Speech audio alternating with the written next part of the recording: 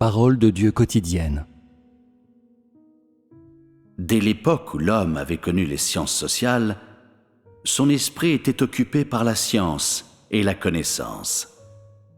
Alors, celles-ci devinrent des outils pour administrer l'humanité, et il n'y avait plus assez de place pour que l'homme adore Dieu, et plus de conditions favorables pour vénérer Dieu.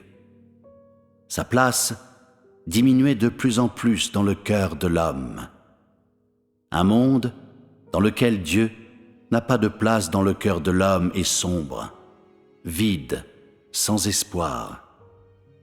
Et c'est ainsi qu'ont émergé de nombreux spécialistes des sciences sociales, des historiens et des politiciens pour développer des théories des sciences sociales, la théorie de l'évolution humaine et d'autres théories contraires à la vérité que Dieu créa l'homme pour remplir le cœur et l'esprit de l'homme.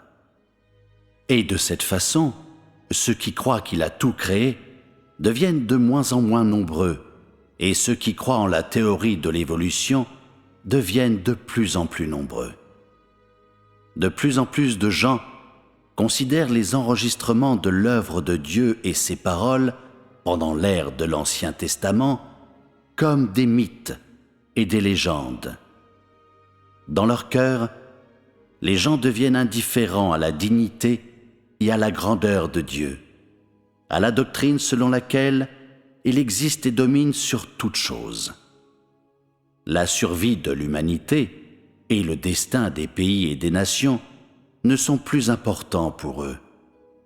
L'homme vit dans un monde vide, qui ne se préoccupe que de manger, boire et de rechercher du plaisir.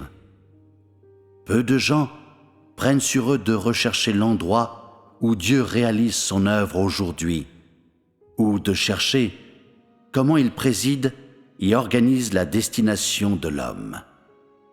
De cette façon, la civilisation humaine devient inconsciemment de plus en plus incapable de répondre aux aspirations de l'homme. Et il y en a même beaucoup qui pensent que, en vivant dans un tel monde, ils sont moins heureux que ceux qui sont partis. Même les peuples des pays qui étaient autrefois très civilisés exhalent de tels griefs. Car, sans la direction de Dieu, peu importe les efforts que les dirigeants et les sociologues mettent à réfléchir à la préservation de la civilisation humaine, c'est en vain. Personne ne peut combler le vide dans le cœur de l'homme, car personne ne peut être la vie de l'homme, et aucune théorie sociale ne peut le libérer du vide qui l'accable. La science, la connaissance, la liberté, la démocratie, les loisirs, le confort, ce ne sont qu'un répit provisoire. Même avec ces choses, l'homme va inévitablement pécher et déplorer les injustices de la société.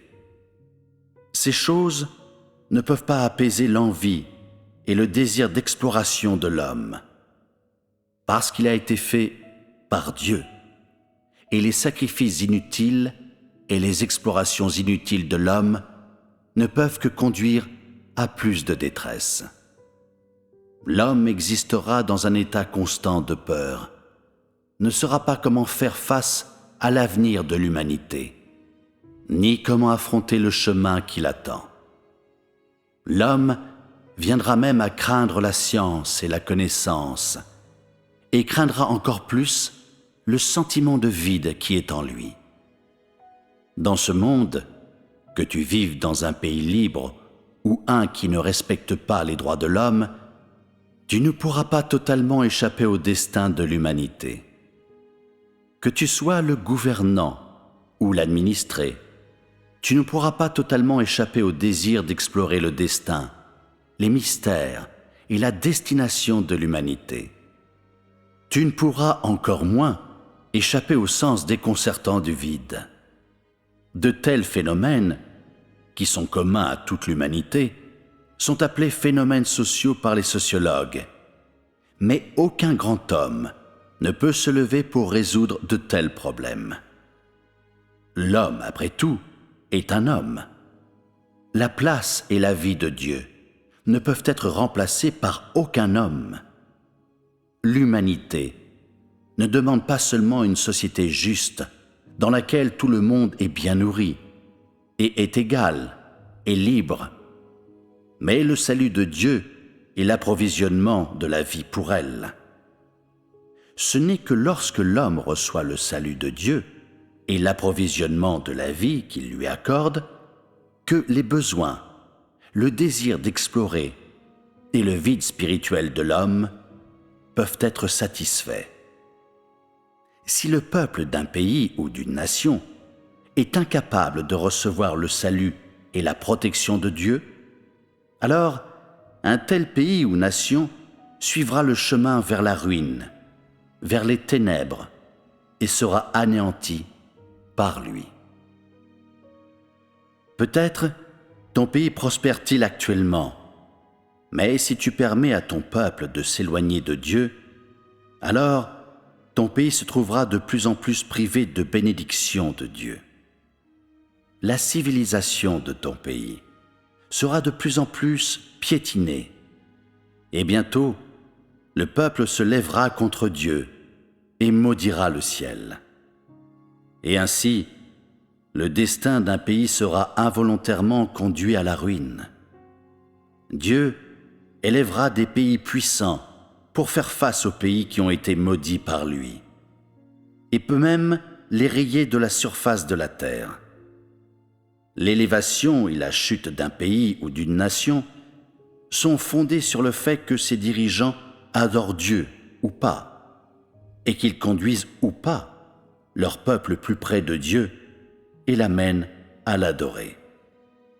Et pourtant, dans cette dernière ère, parce que ceux qui cherchent vraiment et adorent Dieu sont de plus en plus rares, il accorde une faveur spéciale aux pays où le christianisme est la religion officielle. Il les rassemble pour former le camp relativement juste du monde, tandis que les pays athées, où ceux qui n'adorent pas le vrai Dieu deviennent les adversaires du camp des justes. De cette manière, Dieu a non seulement une place parmi l'humanité dans laquelle il peut conduire son œuvre, mais aussi conquiert des pays qui peuvent exercer une autorité juste, afin d'imposer des sanctions et des restrictions aux pays qui résistent à Dieu. Pourtant, malgré cela, peu de personnes viennent l'adorer, parce que l'homme s'est trop éloigné de lui, et il n'a pas fait partie des pensées de l'homme depuis trop longtemps.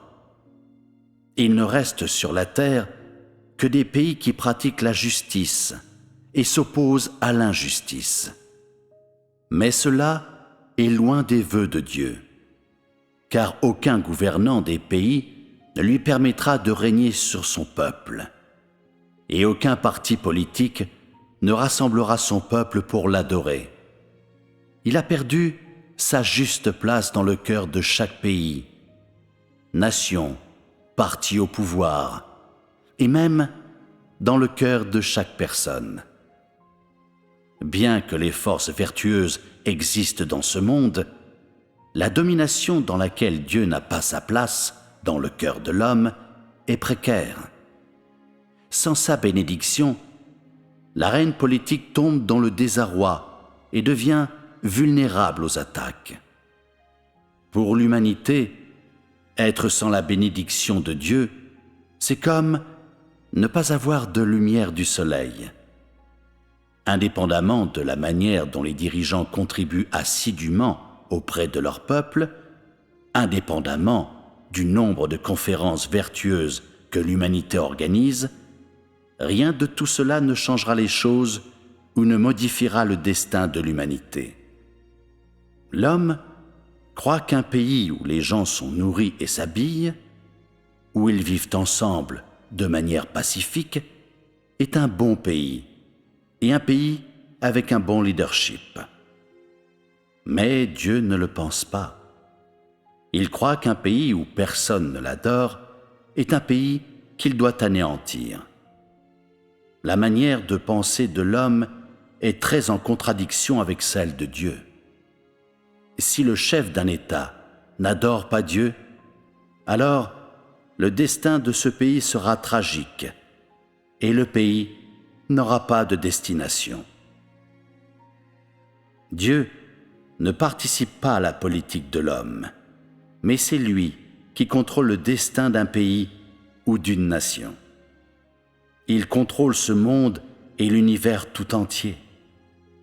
Le destin de l'homme et le plan de Dieu sont intimement liés, et aucun homme, pays ou nation ne se soustrait à sa souveraineté. Si l'homme veut connaître son sort, alors il doit venir devant Dieu. Il fera prospérer ceux qui le suivent et l'adorent, et il causera le déclin et l'extinction de ceux qui lui résistent et le rejettent.